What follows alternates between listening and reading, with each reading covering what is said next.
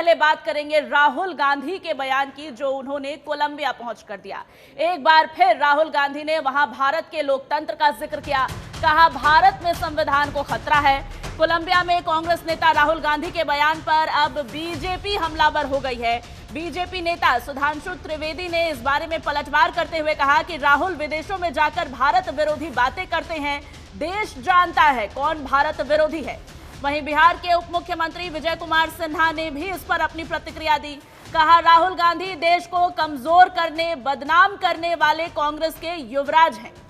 बता दें कि कोलंबिया में कांग्रेस नेता राहुल गांधी ने बयान दिया, कहा भारत में लोकतंत्र पर हमला किया जा रहा है, अलग अलग विचारों को जगह देनी चाहिए, भारत में विपक्ष की आवाज को दबाया जा रहा है, हम चीन की तरह लोगों को दबा नहीं सकते, हमारी आर्थिक वृद्धि अच्छी है लेकिन रोजगार नहीं दे पा रहे। राहुल गांधी ने आगे कहा कि लोकतंत्र में अपनी बात कहने की जगह देना जरूरी है। अब राहुल गांधी के इसी बयान पर बीजेपी लगातार हमलावर है। कल से बीजेपी के तमाम नेताओं की प्रतिक्रियाएं इस पर सामने आ रही है, जिसमें लगातार राहुल गांधी पर यह आरोप लगाए जा रहे हैं कि विदेशों में जाकर राहुल गांधी देश को बदनाम करने की कोशिश लगातार बार बार कर रहे हैं।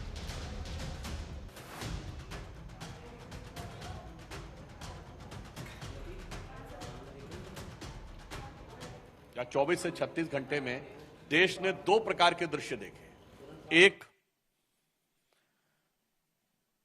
विगत 100 वर्षों से देश के लिए निरंतर समर्पित, राष्ट्रीय एकता, सांस्कृतिक उत्थान के लिए अपना प्रतिपल समर्पित करने वाले विश्व के सबसे बड़े संगठन, सांस्कृतिक संगठन राष्ट्रीय स्वयंसेवक संघ के शताब्दी पूर्ण होना और उस शताब्दी के अवसर पर प्रधानमंत्री श्री नरेंद्र मोदी जी के द्वारा एक ऐसा सिक्का जारी होना जिसमें संभवतः भारत के, स्वतंत्र भारत के इतिहास में पहली बार किसी भारत की मुद्रा पर मां भारती का चित्र।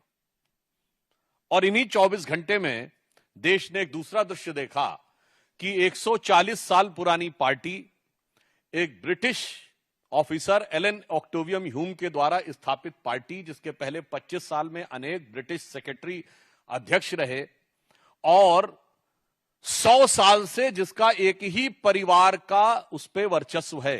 आप सब लोगों को यदि ना ध्यान हो तो मोतीलाल नेहरू 1919 में कांग्रेस के अध्यक्ष बने थे और 1928 के बाद 29 में उन्होंने अध्यक्षी सीधे मोतीलाल नेहरू ने जवाहरलाल नेहरू को ट्रांसफर की थी। यानी 100 साल से एक ही परिवार के आधिपत्य के बाद भी उस संगठन के पतन और सत्ता छूटने की बदहवासी में उनके खानदान के बरखुरदार के द्वारा, जो कि आज भारत विरोधी शक्तियों के फर्माबरदार बनते हुए प्रतीत हो रहे हैं, अपनी उसी आदत के अनुरूप विदेश की धरती से एक और ऐसा बयान दिया है जिसमें कुछ भी आश्चर्यजनक नहीं।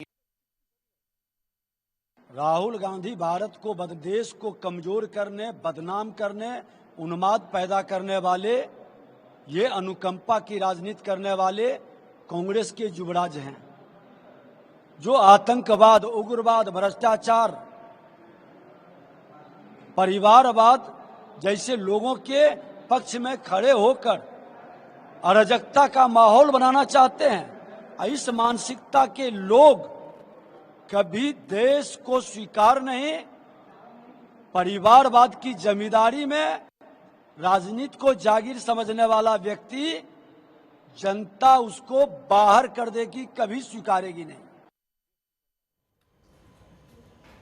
नमित मेरे सहयोगी हमारे साथ जुड़े हैं इस खबर पर। नमित, राहुल गांधी ने कोलंबिया पहुंचकर एक बयान दिया और देश में राजनीति गर्मा गई। लगातार बीजेपी नेताओं की प्रतिक्रिया सामने आ रही है, जिसमें राहुल गांधी को एक बार फिर देश विरोधी बताया जा रहा है। सबसे पहले उनके इस बयान के इर्द गिर्द कांग्रेस और बीजेपी में राजनीति किस तरह की देखने को मिल रही है?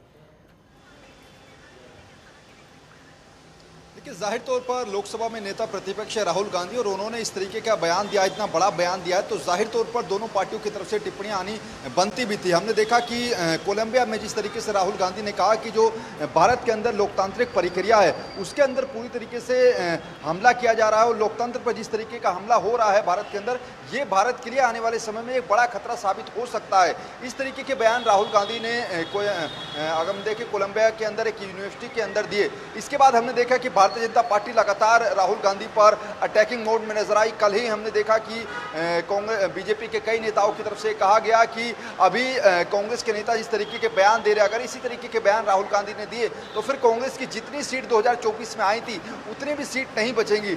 इसके साथ साथ कुछ देर पहले ही बीजेपी के बड़े नेता हैं सुधांशु त्रिवेदी, उन्होंने सीधे तौर पर प्रेस कॉन्फ्रेंस करके राहुल गांधी पर अटैकिंग मोड में कहा कि आखिर पिछले कुछ सालों से जिस तरीके से कांग्रेस पार्टी सत्ता से बेदखल हुई है उसकी बदहवासी की वजह से जो है राहुल गांधी बौखला गए हैं, इसी वजह से इस तरीके से देश विरोधी बयान दे रहे हैं। और सुधांशु त्रिवेदी ने यह भी कहा कि यह पहला मौका नहीं है, पिछले 4-5 सालों में राहुल गांधी लगातार देश विरोधी बयान देते रहे हैं विदेशों में जाकर, और जो कुछ ऐसे विदेशी लोग हैं जो कि भारत के खिलाफ एक टूल किट बनते जा रहे हैं, उसमें राहुल गांधी की भी हिस्सेदारी है। तो ऐसे में सीधे तौर पर बीजेपी जो है वो राहुल गांधी को देश विरोधी बता रहे हैं, राष्ट्र विरोधी बता रहे हैं। तो वही कांग्रेस के तमाम नेताओं का राहुल गांधी के इस बयान पर कहना है कि जिस तरीके से देश के अंदर जो सरकारी एजेंसियां हैं उनका दुरुपयोग किया जा रहा है, चाहे उसमें ईडी की बात करें, सीबीआई की बात करें, किसी भी शख्स को के ऊपर एनएसए लगा दिया जाता है। सोनम वांगचुक का जो एग्जाम्पल था वो कांग्रेस के कई नेताओं ने दिया कि आखिर किसी भी शख्स के ऊपर बेवजह एनएसए लगा दिया जाता है।